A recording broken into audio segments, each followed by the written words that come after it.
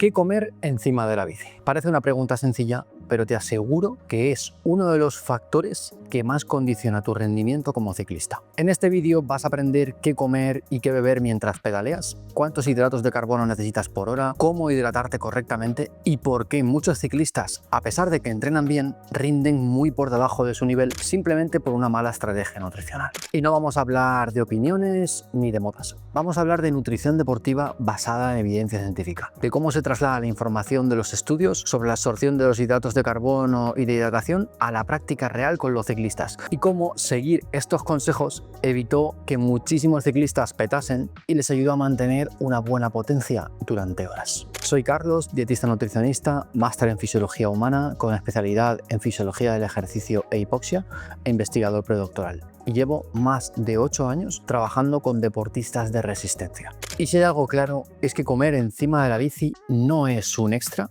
es parte del propio entrenamiento. Si montas encima de la bici más de una hora, si haces salidas largas o si quieres rendir mejor, sin pájaras y sin problemas digestivos, quédate porque este vídeo puede cambiar completamente tu forma de entrenar. Vamos a empezar por lo más importante.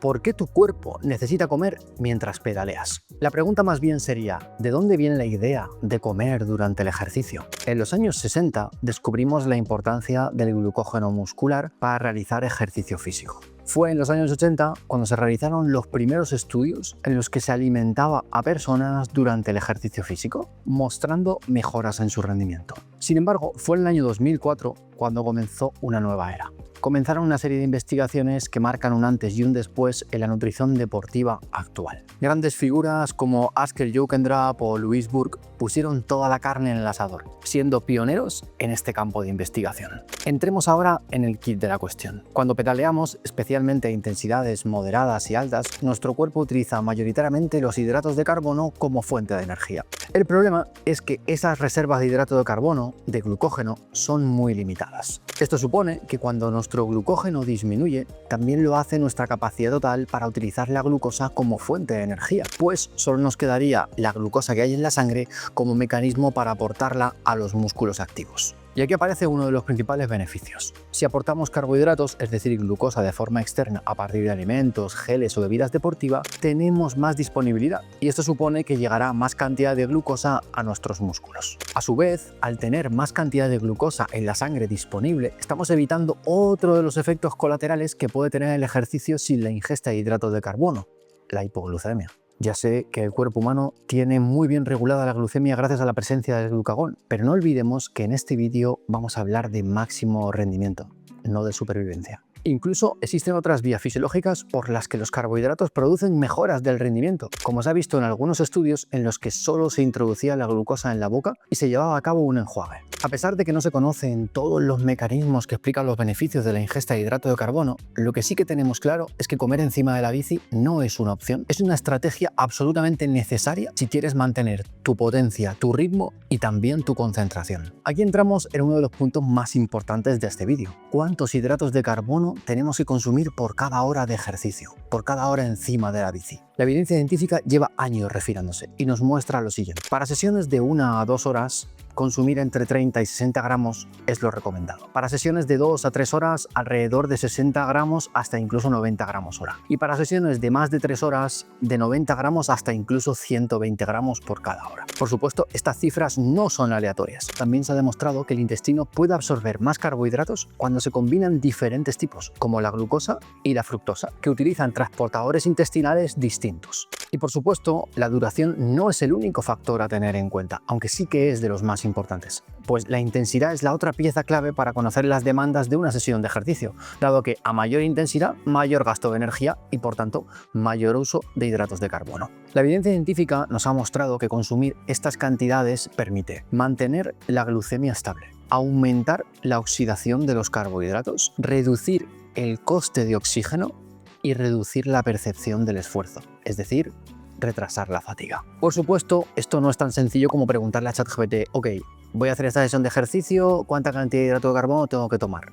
hay muchos más aspectos a considerar para realizar una buena pauta nutricional. Los carbohidratos que vas a consumir pueden provenir de alimentos o de suplementos. Y otro aspecto clave también es en qué momento los vas a tomar, además de si vas a llevar a cabo algún protocolo de entrenamiento del sistema digestivo. Lo que está claro es que muchos ciclistas comen muy poco y luego se preguntan por qué no rinden. Pues aquí está uno de los principales motivos. Se llevan un plátano y 2 dátiles para una tirada de 3 o 4 horas y pretenden no volver a casa casi arrastrándose. Comiendo poco no se puede. El ciclismo es un deporte extremo en muchas situaciones, lo que quiere decir que requiere una planificación concreta, estrategia y ante todo seguridad en el protocolo que estás siguiendo. Vamos ahora con la siguiente cuestión, que hemos nombrado ya hace unos minutos. No todos los tipos de hidrato de carbono funcionan igual y se absorben de la misma forma cuando estamos encima de la bici. Lo ideal es usar la mayoría de las veces fuentes que sean de rápida absorción, bajas en fibra y por tanto fáciles de digerir.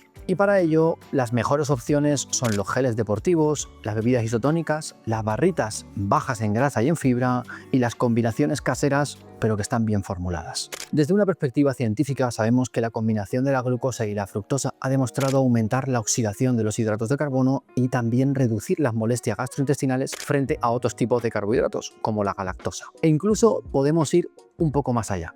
No todas las glucosas son iguales. Seguro que te suenan las palabras maltodextrina, ciclodestrina, amilopectina.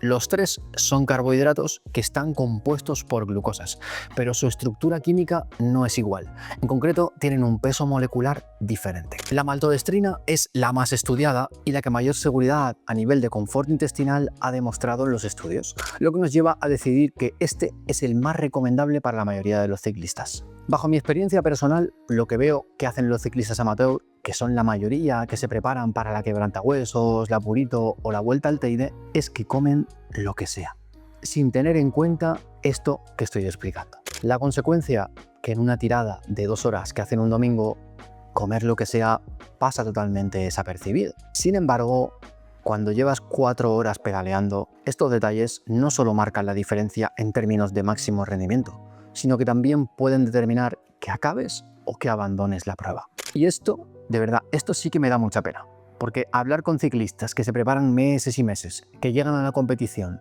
y petan, es muy triste. Y dejo una pequeña opinión personal en este vídeo, que creo que puede hacer reflexionar. Los ciclistas nos gastamos miles de euros en una buena bici que sea de carbono, con los últimos frenos, vamos a que nos hagan un estudio de biomecánica para saber cómo colocarnos e incluso contratamos a un entrenador para tener un plan cada vez que salimos. Y está genial.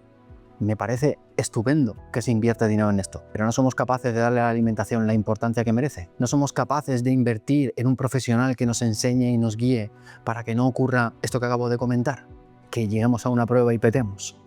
Y ojo, esto no es solo por rendimiento, también puede ser por salud e incluso por tranquilidad. Si fuese una cicloturista de 190 kilómetros con bastante desnivel sin saber qué voy a comer, yo estaría muerto de miedo, porque hoy, sabiendo lo que ello conlleva, mi probabilidad de no acabarla sería altísima.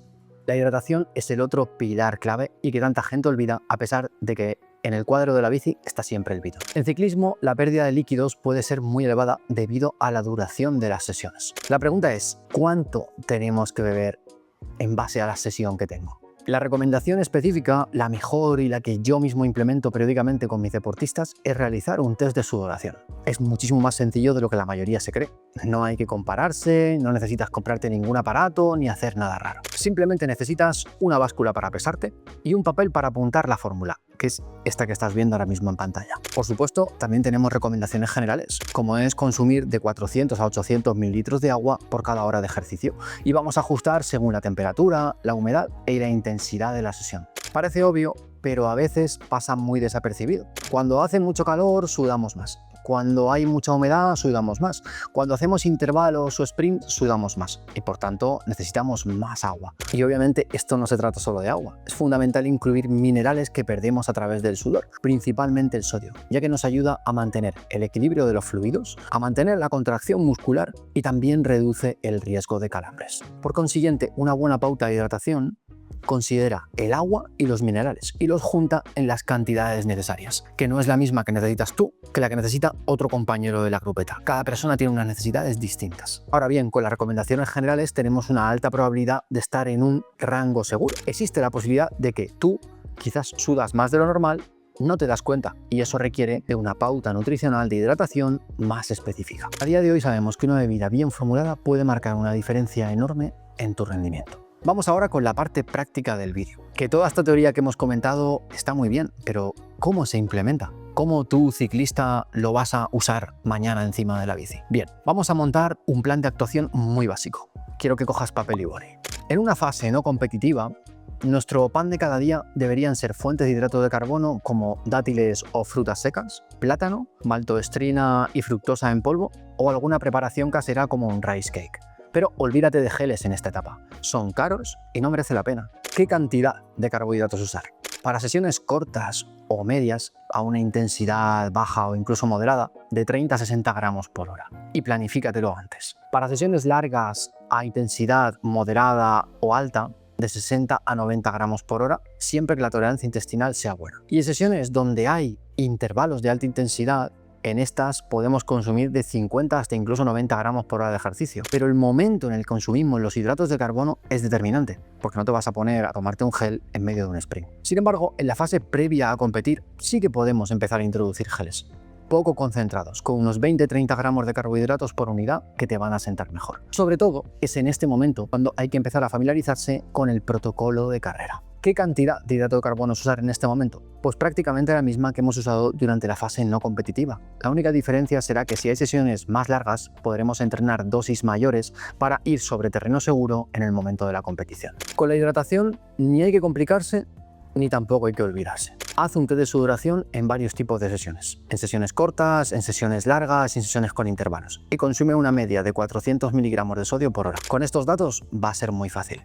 Te he dicho que cojas un papel y un boli, lo apuntes y lo empieces a implementar. Ponte esta guía en la nevera y empieza mañana. Te pongo un ejemplo real, el de Ricardo, un triatleta y ciclista amateur. De buen nivel, pero que estaba algo pasado de peso y cuando intentaba afinar, cuando intentaba perder grasa, se venía abajo, las piernas no iban en los entrenamientos y llegaba en mala forma a la competición. Ricardo ya consumía carbohidratos por cada hora de ejercicio con agua, pero no iba al detalle en base a sus sesiones. ¿Qué hicimos? Ajustamos su estrategia semana a semana. Nada de un plan genérico. Semana a semana, día a día en base a sus entrenamientos. Además, hicimos una progresión en la ingesta de hidrato de carbono para llegar a 60 gramos por hora con buena tolerancia. Después pasamos a 90 e incluso llegamos a tolerar incluso 110 gramos por hora. Utilizamos bebidas deportivas caseras, geles, alimentos naturales, el que correspondía en base a la sesión y al momento de la temporada, como he comentado antes. El resultado fue magnífico, mejoró su potencia media y fue capaz de hacer un tiempazo en un Ironman. Antes de concluir, quiero resaltar algunos de los errores más comunes que veo cada semana en ciclistas que me escriben. Top 1, comer demasiado poco por miedo a engordar. Este es un clásico. Miedo a engordar, pero luego paramos a mitad de la sesión para almorzar un bocadillo y un café. Seamos congruentes. Top 2. No entrenar el sistema digestivo. Entiendo que ocurra porque si una persona no es profesional de la nutrición o del ciclismo, es raro que haya oído hablar de esto. Pero te aseguro que marca mucho la diferencia. No tienes diarreas, no tienes hinchazón y tienes un confort intestinal perfecto. Top 3 y que arruina muchas competiciones. Probar nuevos productos el día clave. Si nunca lo has tomado, ¿por qué el día de la carrera es un buen momento? ¿Y si te sienta mal? ¿Tiramos la carrera por la borda? Lo que hacemos el día de la carrera lo tenemos que haber probado no una ni dos, sino 10 veces. Lo que haces el día de la carrera tiene que ser tu pan de cada día. Tienes que tener seguridad y estar tranquilo de que va a salir bien. Por supuesto, olvídate de probar el último gel que has visto que toma Pogačar. Ese gel no es magia. Él no mueve 500 vatios por ese gel. Él entrena y es constante. Comer encima de la bici se entrena y cuanto mejor lo entrenas, mejor rindes. Si quieres rendir bien encima de la bici, necesitas 3 cosas claras. Suficientes hidratos, que la hidratación sea adecuada y una estrategia probada. No es magia, es nutrición deportiva aplicada basada en ciencia. Y si quieres que te ayude a diseñar una estrategia personalizada para ti de alimentación en base a tus entrenamientos y competiciones, puedes reservar una videollamada conmigo totalmente gratuita rellenando el link ahí en la descripción. Si has llegado hasta aquí, muchísimas gracias por escuchar este vídeo. Cualquier duda, nos vemos en los comentarios. Hasta la próxima.